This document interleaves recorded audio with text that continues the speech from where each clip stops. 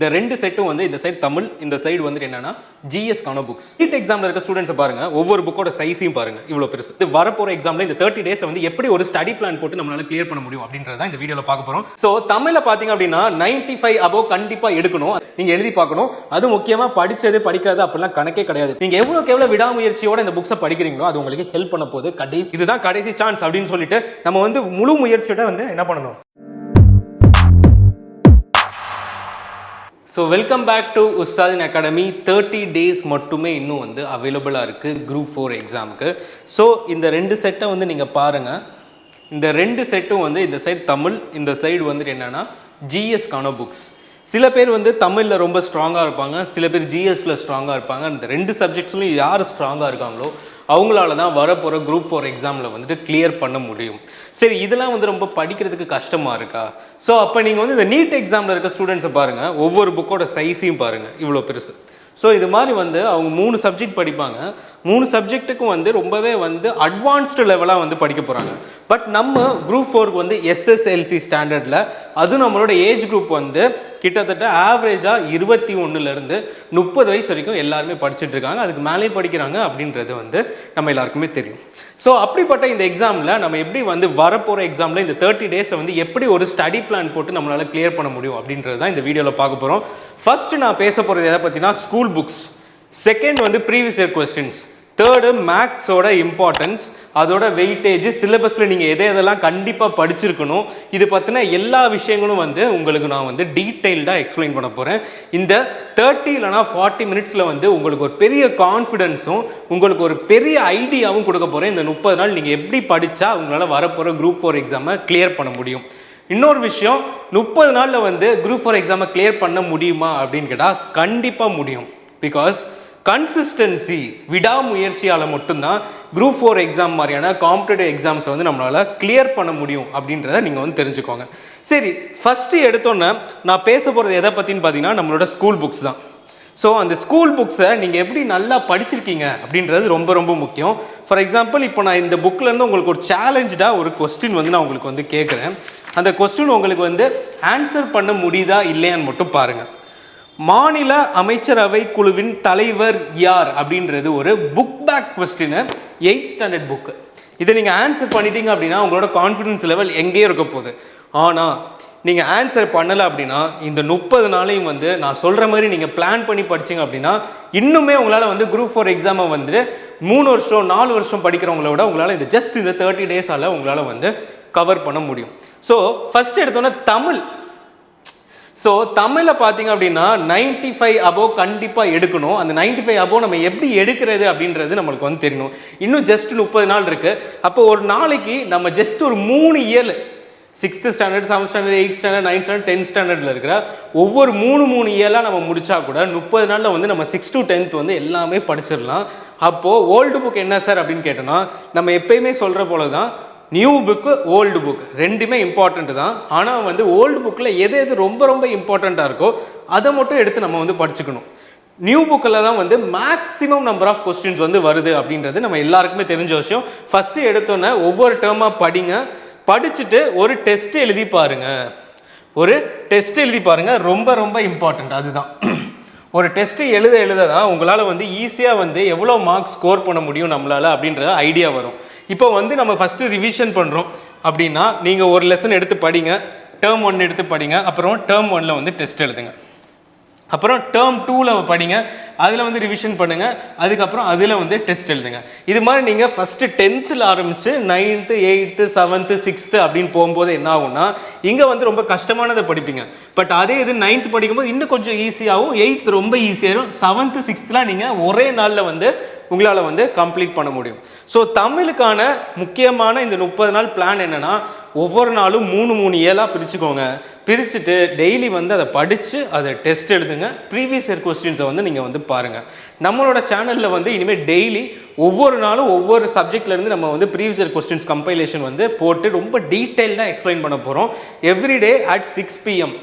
எல்லா நாளுமே வந்து மாலை 6 மணிக்கு வந்து மண்டேனா பாலிட்டி, டியூஸ்டேனா ஹிஸ்ட்ரி, தேர்ஸ்டேனா எக்கனாமிக்ஸ் இப்படின்னு சொல்லி வரிசையாக போட போகிறோம். அது உங்களுக்கு ரொம்பவே யூஸ்ஃபுல்லாக இருக்கிற வகையில் இருக்கிறதுலே ரொம்ப எக்ஸ்பிளைன்டாக ஒரு கொஸ்டினுக்கு 2 நிமிஷம், 25 கொஸ்டின் 50 நிமிஷம் உங்களுக்கு எல்லா டீட்டெயில்ஸுமே ஆப்ஷனில் இருக்கிறதுக்கு முதற்கொண்டு எல்லாத்துக்குமே ஒரு டீட்டெயிலான எக்ஸ்பிளனேஷன் மண்டேலேருந்து உங்களுக்கு வந்து சூப்பராக வந்து கொடுக்க போகிறோம். சரி, ஓகே. ஸோ ஃபஸ்ட்டு எடுத்தோன்னே இதை பற்றி பார்த்தாச்சு. அப்போது சரி, ஓகே, இதை பற்றி பார்த்தாச்சு. இப்போ செகண்டு அதோடய இருக்குது பொது அறிவியல். அதையும் வந்து நம்ம எப்படின்றத நம்ம வந்து பார்த்துக்கலாம். சரி, ஓகே. பொது அறிவியலில் வந்து எல்லாத்தையும் படிக்கணுமான்னு கேட்டால் தேவையில்லை. 200க்கு 200 எடுக்கணும்னு நினச்சா கண்டிப்பாக குரூப் 4 வந்து கிளியர் பண்ணவே முடியாது. கட் ஆஃப் எவ்வளோன்னு தெரிஞ்சு அதுக்கு கால்குலேட்டடாக படிங்க. அது ரொம்ப ரொம்ப இம்பார்ட்டண்ட்.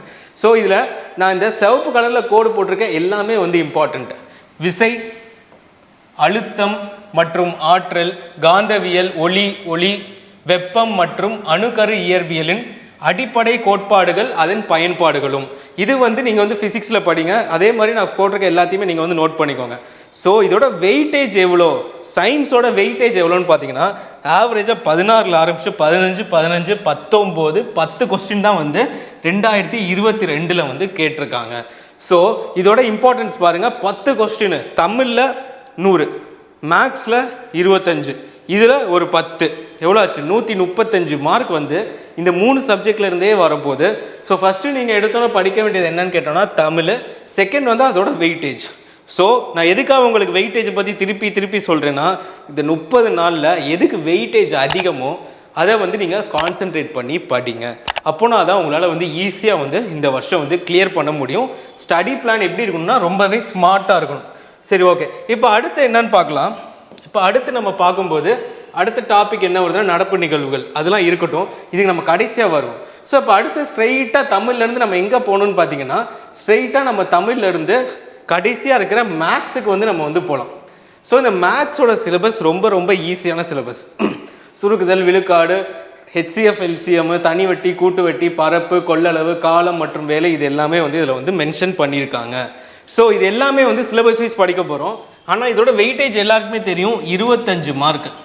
ஸோ இந்த 25 மார்க்குக்கு நீங்கள் டெய்லி 1 hour 2 hours ஸ்பெண்ட் பண்ணுங்கள். கண்டிப்பாக இந்த 30 டேஸும் 2 hours வந்து நீங்கள் வந்து ஸ்பெண்ட் பண்ணிங்க அப்படின்னா இந்த டாபிக் எல்லாமே வேர் டு ஸ்டடியோ இல்லை ப்ரீவியஸ் இயர் கொஸ்டின்ஸ் எல்லாத்தையும் பார்த்தீங்கனாலே ஈஸியாக வந்து 23 வந்து நீங்கள் வந்து ஸ்கோர் பண்ணிடலாம். 25க்கு எவ்வளோன்னு கேட்டால் 25க்கு 23 வந்து நீங்கள் ஸ்கோர் பண்ணிடலாம். ஸோ இது எல்லாமே ரொம்ப ரொம்ப இம்பார்ட்டண்ட். ஸோ அப்படி பார்க்கும்போது ஒரு டிஎன்பிஎஸ்சி ஆஸ்பிரண்ட் வந்து ஒரு சோல்ஜர், அதாவது ஒரு போராளி மாதிரி, ஒரு வீரன் வந்து போருக்கு செல்கிற மாதிரி தான் ஒரு ஆஸ்பிரண்ட் வந்து அவனோட எக்ஸாமை நோக்கி போகிறான். ஸோ அப்போ வந்து ஒரு போருக்கு போகும்போது கண்டிப்பாக என்ன தேவைன்னா ஒரு வாள், அப்புறமா வந்து ஒரு கேடயம், இது ரெண்டுமே எடுத்துகிட்டு போகணும். வாளை மட்டும் எடுத்துகிட்டு போய் ஜெயிக்க முடியுமானா முடியாது. அதே மாதிரி கேடயத்தை மட்டும் எடுத்துகிட்டு போய் ஜெயிக்க முடியுமானா முடியாது. அப்போது இந்த எக்ஸாமை பொறுத்த வரைக்கும் வாள் எதுன்னு பார்த்தோன்னா நம்மளோட ஆப்போனண்ட்டை வந்து டிஃபீட் பண்ணி நம்ம மேலே போகணும் அப்படின்னா அதுக்கு வந்து என்ன தேவைன்னா வாளுன்ற இந்த தமிழ், பொது தமிழ் வந்து நமக்கு தேவைப்படுது. அதே நேரத்தில் நம்மளுக்கு கேடயமாக இருக்க போகிறது என்னன்னு பார்த்தோன்னா maths, science, polity, history, INM, இந்த 5மே வந்து கண்டிப்பாக நீங்கள் படிச்சிருக்கணும். அதுவும் வந்து ஒரு ஸ்மார்ட்டான வழியில் நீங்கள் படிச்சிருந்தீங்க அப்படின்னா கண்டிப்பாக உங்களால் வந்து கிளியர் பண்ண முடியும். ஸோ இப்போ வந்து நம்ம அடுத்ததாக வந்து போய் பார்க்கலாம். அடுத்த ரொம்ப இம்பார்ட்டண்ட்டான விஷயங்களை சொல்கிறதுக்கு முன்னாடி ரெண்டாவதாக நம்ம பேச வேண்டியது எதை பற்றின்னு கேட்டோன்னா, ரெண்டாவதாக பேச போகிறது வேறு எதுவும் கிடையாது, previous year question syllabus. So இப்போ நம்ம சிலபஸை தான் உங்களுக்கு நான் விவரமாக பேசிகிட்டு இருக்கேன். ப்ரீவியஸ் இயர் கொஸ்டின் வந்து ரொம்ப ரொம்ப இம்பார்ட்டண்ட். எதுக்குன்னு கேட்டிங்க அப்படின்னா ப்ரீவியஸ் இயர் கொஸ்டின் தான் வந்து டிஎன்பிஎஸ்சி செட்டர்ஸோட மைண்ட் செட். அவங்க இப்படி தான் கேள்வி கேட்பாங்க அப்படின்றத நம்ம தெரிஞ்சுக்கணும். அப்படின்னா ப்ரீவியஸ் இயர் கொஸ்டின் ரொம்ப ரொம்ப இம்பார்ட்டன்ட். இந்த ப்ரீவியஸ் இயர் கொஸ்டின் நம்ம எப்படி படிக்கிறது? அப்படியே எடுத்து வேகமாக இது வரைக்கும் கேட்ட எல்லாத்தையுமே வரிசையாக உட்காந்து பார்க்கவான்னு கேட்டால் இல்லை. டெய்லி ஒரு 10 கொஸ்டின், மேக்ஸிமம் வந்து 50 கொஸ்டின் வரைக்கும் ஒரு நாளைக்கு பார்க்கலாம். ஆனால் சேஃபர் சைடு என்னன்னு கேட்டால் 25 கொஸ்டினையும் அதில் இருக்கிற ஆப்ஷன், அது புக்கில் இருந்து கேட்டாங்களா இல்லையான்ற ஒரு சில கைடன்ஸ். ஸோ இது எல்லாமே யார் கொடுக்கும்னு பார்த்தீங்கன்னா நாங்கள் கொடுக்க போகிறோம். ஃப்ரம் மண்டே ஆன்வர்ட்ஸ் ஒவ்வொரு சப்ஜெக்ட்லேயும் இருந்தும் டெய்லி 25 கொஸ்டின், அது புக்கில் இருந்து கேட்டிருக்காங்களா இல்லையா அப்படின்றது. அப்புறம் அந்த ஆப்ஷன்ஸில் இருக்கிற முக்கியமான சில பாயிண்ட்ஸுக்கு வந்து நாம் வந்து எக்ஸ்ட்ரா பாயிண்ட்ஸை வந்து டீட்டெயில்ஸ் கொடுக்குறது எல்லாமே பண்ண போகிறோம். ஸோ ப்ரீவியஸ் இயர் கொஸ்டின் வந்து ஒரு டிஎன்பிஎஸ்சி செட்டர். அப்போ சிலபஸ் எதுக்குன்னு கேட்டால் நம்ம வந்து எதை படிக்கணும், எதில் நிறைய தடவை மார்க்ஸ் வந்து கேட்டிருக்காங்க அப்படின்ற எல்லாத்தையுமே நம்ம வந்து தெரிஞ்சுக்கணும். தெரிஞ்சுக்காம நம்ம வந்து டிஎன்பிஎஸ்சிக்குள்ளே போனோம் அப்படின்னா கண்டிப்பாக நம்ம வந்து வெற்றி அடைய போகிறதில்ல. ஸோ யூனிட் 9 சமூக நீதியும் சமூக நல்லிணக்கமும் சமூகம் பொருளாதாரம் மேம்பாட்டின் மூலாதாரங்கள், இந்த 3 பாயிண்ட்டுமே ரொம்ப ரொம்ப இம்பார்ட்டண்ட்.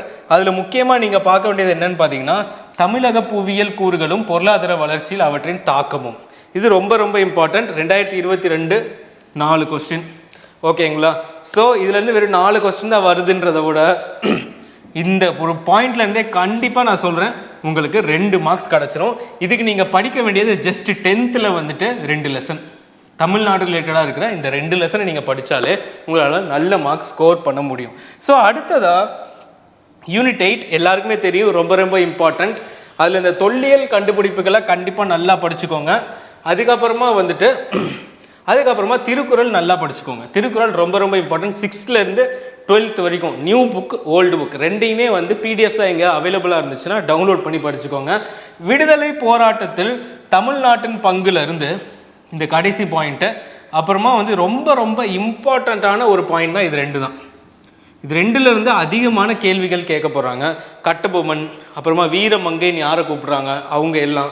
ஸோ இது எல்லாத்தையுமே நம்ம இந்த இதில் தான் நம்ம பார்க்க போகிறோம் யூனிட் 8 அப்படின்றதுல. யூனிட் 8ல் 2022ல் 18 கேள்விகள். ஸோ பார்த்துக்கோங்க. Tamil 95, 23 maths, 8 science. அதுக்கப்புறமா நம்ம போட வேண்டியது என்னென்னு பார்த்தா இதில் ஒரு 18, இதில் ஒரு 2. ஸோ அப்படி போட்டோம் அப்படின்னா 10, 18, 21, 26, 2, 11, 13, 14 இதுலேயே நமக்கு 146 மார்க் வந்துருச்சு. இன்னும் ஐஎன்எம் இருக்குது, எக்கனாமிக்ஸ் இருக்குது, எவ்வளவோ இருக்குது. ஸோ ஈஸியாக நீங்கள் படிக்கிறதுக்கு 6th to 10th வரைக்கும் நீங்கள் கண்டிப்பாக நல்லா படிச்சிருங்க. அப்படின்னா கண்டிப்பாக உங்களால் மார்க்ஸ் ஸ்கோர் பண்ண முடியும். இந்த 30 days இன்னும் 30 days தானே இருக்குதுன்னு நினச்சோன்னு கேட்டால் 30 days தான் இருக்குது அப்படின்னு நினச்சவனும் கண்டிப்பாக தோற்றுருவான். 30 days தானேன்னு இருக்கவன் அசால்ட், 30 days இருக்குன்றவன் இன்னும் அசால்ட். அப்போது 30 daysன்றதை விட்டுட்டு நம்ம எப்படி அதை கான்சன்ட்ரேட் பண்ணி படிக்க போகிறோம் அப்படின்றது ரொம்ப ரொம்ப இம்பார்ட்டன்ட். சரி, ஓகே. இதுக்கு மேலே இதை நீங்களே நான் ஒரு ஜஸ்ட் ஒரு கிளிம்ஸ் வேகமாக விட்டுறேன். ஸோ தட் உங்களுக்கு டைம் அவ்வளோவா கன்சியூம் ஆகாது. சரி, ஓகேங்களா? ஸோ இதை பாருங்கள். அடுத்ததாக நம்ம பார்க்க போகிறது யூனிட் 7ல் பார்க்கலாம். இந்திய தேசிய இயக்கம் அப்படின்ற டாபிக். தேசிய மறுமலர்ச்சி இது எல்லாத்தையுமே நீங்கள் படிச்சிருக்கணும். கண்டிப்பாக இந்த லீடர்ஸ் எல்லாத்தையும் நீங்கள் படிச்சிருக்கணும். அது போக ஐஎன்சி, இந்தியன் நேஷனல் காங்கிரஸ், இது எல்லாமே நீங்கள் வரிசையாக படிச்சுட்டே வந்திருக்கணும். சிலபஸ் ரொம்ப பெருசு தான், ஆனால் எக்ஸாம் பாயிண்ட் ஆஃப் வியூவில் புக்ஸில் இருந்து தான் கேட்க போகிறாங்க. நல்லா 6th to 10th இதை கான்சன்ட்ரேட் பண்ணிகிட்டே இருங்க. ஜிஎஸ்ல நீங்கள் பண்ண வேண்டிய விஷயம் 6th to 10th எல்லாமே கவர் பண்ணியிருக்கணும். தமிழை பொறுத்த வரைக்கும் 6th to 12th எல்லாமே நீங்கள் கவர் பண்ணியிருந்தாலே உங்களால் கண்டிப்பாக இந்த வருஷம் கிளியர் பண்ண முடியும். 2022ல் 4 கொஸ்டின் கேட்டிருக்காங்க. ஓகே, அடுத்து இந்திய பொருளாதாரம் 4 கொஸ்டின். இதில் நான் என்னென்ன மார்க் பண்ணியிருக்கணும் அதில் நீங்களே கரெக்டாக படிச்சுக்கோங்க. இந்திய ஆட்சியல் இதில் எது நான் படிக்கணுன்றதை நான் மார்க் பண்ணியிருக்கேன். இதில் முக்கியமாக இந்த 2 பாயிண்ட் ஃபுல் அண்ட் ஃபுல் படிச்சுக்கோங்க. இதிலேருந்தே இந்த 12 கொஸ்டினில் 6 கொஸ்டின் வரைக்கும் இதிலேருந்தே வந்துடும், கேரண்டீடாக வந்துடும். இந்தியாவின் வரலாறு மற்றும் பண்பாடு, சிந்து சமவெளி நாகரிகம், குப்தர்கள், தில்லி சுல்தான்கள், முகலாயர்கள் மற்றும் மராத்தியர்கள், தென்னிந்திய வரலாறு. இந்த பாயிண்ட் ஃபுல்லாக படிச்சிங்க அப்படின்னா இது எல்லாமே 6th, 7th, அப்புறமா 11th ஒரு 2-3 டாபிக். இது எல்லாத்தையுமே நீங்கள் படிச்சிங்கன்னா it will be very very useful. So இந்த 30 நாளில் நீங்கள் பண்ண வேண்டிய விஷயம் என்னன்றதை நான் சொல்கிறேன். 30 நாளை 10 + 10 + 10 அப்படின்னு 3 பிரிவாக பிரிச்சுக்கோங்க. ஓகேங்களா? இந்த ஃபஸ்ட்டு 10 இதில் நீங்கள் என்ன பண்ணணும்னா உங்களுக்கு எதெல்லாம் ரொம்ப பிடிச்ச சப்ஜெக்ட்ஸோ அது எல்லாத்தையுமே வேகமாக ஒரு ரிவிஷன் போட்டு முடிச்சிருங்க. ஃபஸ்ட்டு எடுத்தோன்னா இந்த வேகமாக எதெல்லாம் உங்களுக்கு பிடிச்ச சப்ஜெக்ட், தமிழ் தான் பிடிக்கும், ஐஎன்எம் தான் பிடிக்கணும், எல்லாத்தையும் வேகமாக கஷ்டமான போர்ஷனையும் சேர்த்து படிக்கணும். அதில் ஈஸியானதை மட்டும் படிக்கக்கூடாது, எல்லாத்தையும் படிச்சுக்கணும். செகண்ட் உங்களுக்கு பிடிக்காத சப்ஜெக்ட் என்னவோ அதில் 6th to 10th வரைக்கும் மட்டும் நீங்கள் கவர் பண்ணிவிடுங்க. ரொம்ப ரொம்ப இம்பார்ட்டண்ட். இந்த கடைசி 10ல் நீங்கள் என்ன பண்ணணும்னா ஒரு சில நோட்ஸ் எடுத்து வச்சுருப்பீங்க. உங்களோட சப்கான்ஷியஸ் மைண்ட் என்ன சொல்லியிருக்கணும்னா இதெல்லாம் எனக்கு ரொம்ப கஷ்டமான பாயிண்ட்ஸு, இதெல்லாம் எனக்கு ஈஸியான பாயிண்ட்ஸு, இதெல்லாம் ரொம்ப முக்கியமான பாயிண்ட்ஸு அப்படின்னு சொல்கிற எல்லா விஷயத்தையும் நீங்கள் என்ன பண்ணணும், இதில் நீங்கள் நோட் பண்ணி வச்சுருக்கிறது எல்லாத்தையுமே இதில் நீங்கள் படிக்கணும். ஸோ இந்த 3லேயும் ஒரு விஷயம் நீங்கள் கண்டிப்பாக பண்ணணும். அது என்ன அப்படின்னா ப்ரீவியஸ் இயர் கொஸ்டினை இதில் டெய்லி 25 கொஸ்டின் நல்லா யார் உங்களுக்கு சொல்லித்தராங்களோ ஒரு 25 கொஸ்டின் 30 நாளைக்கு 750 கொஸ்டின் நீங்கள் படிச்சிங்க அப்படின்னா எப்படி டிஎன்பிஎஸ்சி கொஸ்டின் கேட்குறாங்க அப்படின்ற ஒரு ஐடியாவும் கான்ஃபிடென்ஸும் உங்களுக்கு வரும். ரெண்டாவது, டெய்லி ஒரு டெஸ்ட்டு. சின்னதாக ஒரு 50 கொஸ்டினோ இல்லை ஒரு 30 கொஸ்டினோ எங்கேயாவது ஆன்லைனில் அவைலபிளாக இருக்கிற சோர்ஸஸ்ஸு இல்லைன்னா எங்கேயாவது உங்களுக்கு ஒரு ஃப்ரெண்டு கிட்டேருந்து வர கொஸ்டின் பேப்பர் எதுவாக இருந்தாலும் வந்து நீங்கள் எழுதி பார்க்கணும்.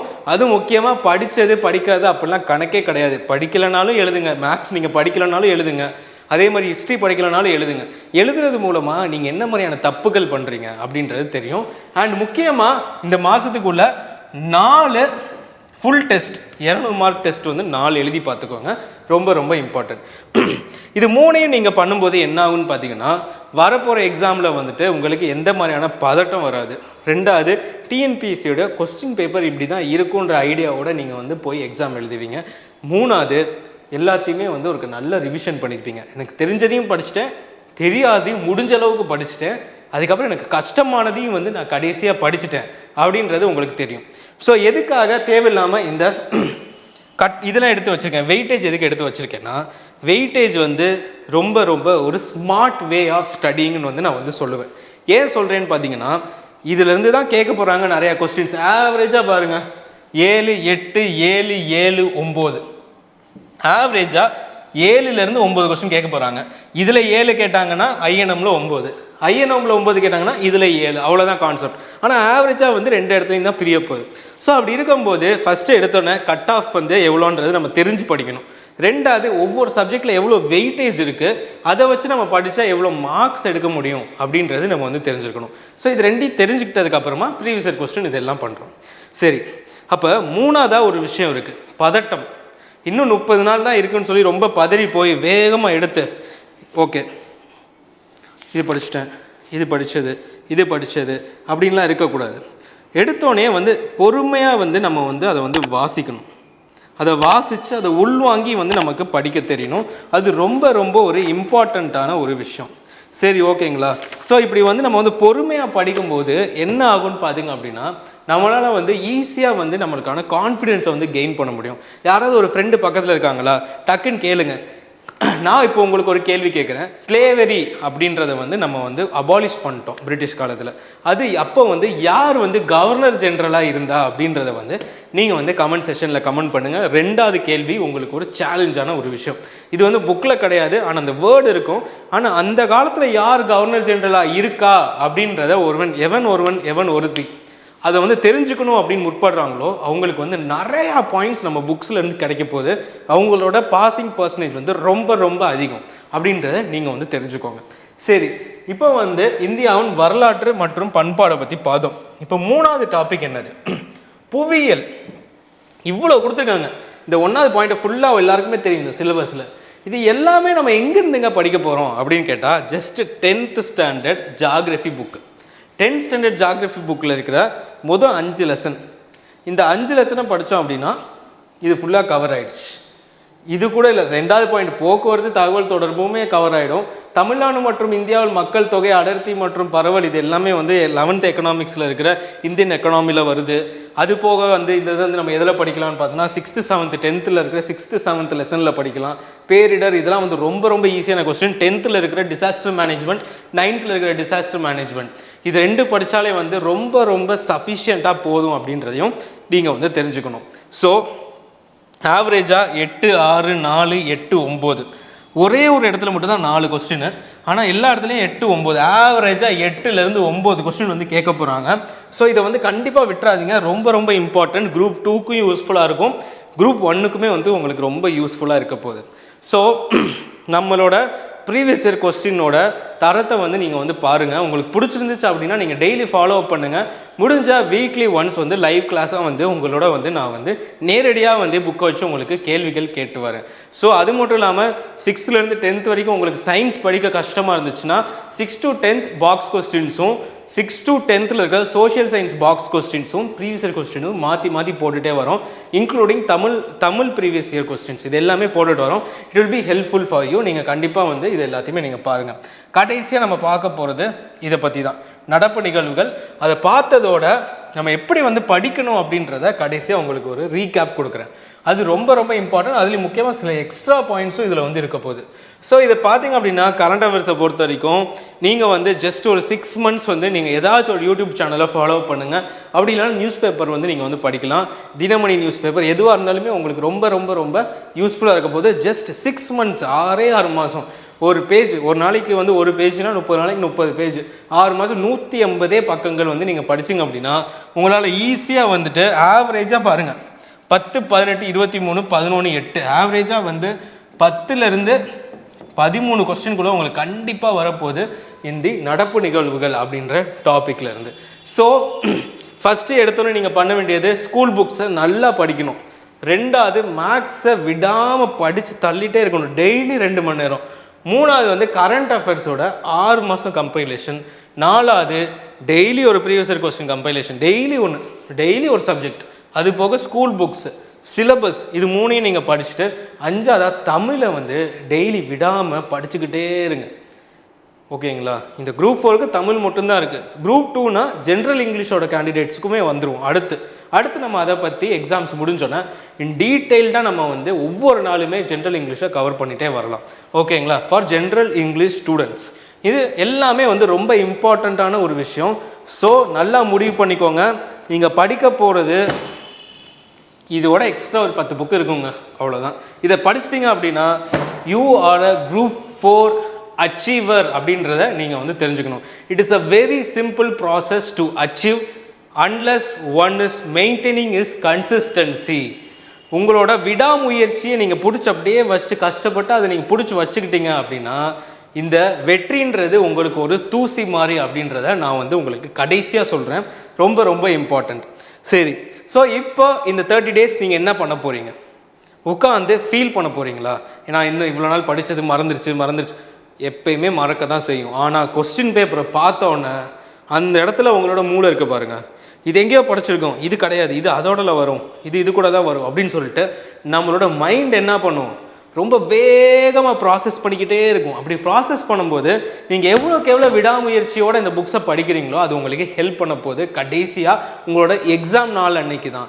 ஏன்னா அன்னைக்கு தான் உங்கள் பிரெயின் வந்து ஃபுல் பொட்டன்ஷியலில் ஒர்க் பண்ணும். ஏன்னா அன்னைக்கு தான் உங்களுக்கான ஜட்ஜ்மெண்ட் டே. எவ்வளோ மார்க் ஸ்கோர் பண்ண போகிறீங்க, இவ்வளோ நாள் கஷ்டப்பட்டதே வந்து அந்த ஒரு நாளைக்காக தான். ஸோ அது நல்லா வந்து விடாமுயற்சியோட படிங்க. நாளைக்கே உலகம் அழிய போகுது அப்படின்னா நீங்கள் இந்த ஒரு புக்கை படித்து முடித்தா மட்டுமே உங்களால் வந்து உயிர் வாழ முடியும் அப்படின்னு சொல்லிட்டாங்க. உங்களுக்கு அடுத்த நாள் வந்து ஒரு முக்கியமான ஒரு இது இருக்குது. அதாவது நாளைக்கு நீங்கள் இதை படித்து முடிக்கல அப்படின்னா உங்களால் உயிர் வாழ முடியாதுன்னு சொல்லிட்டாங்க. ஆனால் நாளை கழித்து நீங்கள் வந்து குரூப் 4க்கு வந்து பதவி வந்து உங்களுக்கு வந்து கொடுக்க போகிறாங்க அப்படின்ற ஒரு நாள் இருக்குன்னா இந்த புக்கை படித்து முடிப்பீங்களா மாட்டிங்களா? ஸோ அந்த மாதிரி நீங்கள் வந்து இதுதான் கடைசி சான்ஸ் அப்படின்னு சொல்லிட்டு நம்ம வந்து முழு முயற்சியோட வந்து என்ன பண்ணணும், இதை வந்து படிச்சு வைக்கணும். ஏன்னா படிப்பு என்றைக்குமே வேஸ்ட் ஆக போகிறதில்ல. அதுக்கு அடுத்து குரூப் 1 இருக்குது, குரூப் 4 இருக்குது, திருப்பி குரூப் 4 வரலாம், குரூப் 2 அடுத்து இன்னொரு 4 மாதத்தில் இருக்குது.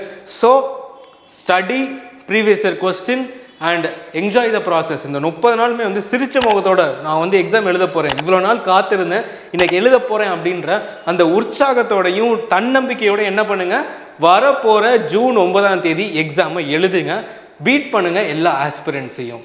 So we are there as தினமும் டிஎன்பிஎஸ்சி பை உஸ்தாதின் அகாடமி. நாங்கள் வந்து உங்களுக்கு டெய்லி வந்து ப்ரீவியஸ் இயர் கொஸ்டின்ஸில் ஹெல்ப் பண்ணுறோம், ட்ரிக்ஸு டிப்ஸு எல்லாத்துலேயுமே வந்து என்னால் முடிஞ்ச அளவுக்கு நான் என்ன பண்ணுறேன், உங்களுக்கு வந்து சப்போர்ட் பண்ணுறதுக்கு நான் முன் வரேன். So stay tune subscribers and the aspirants of all TNPSC examinations. Thank you.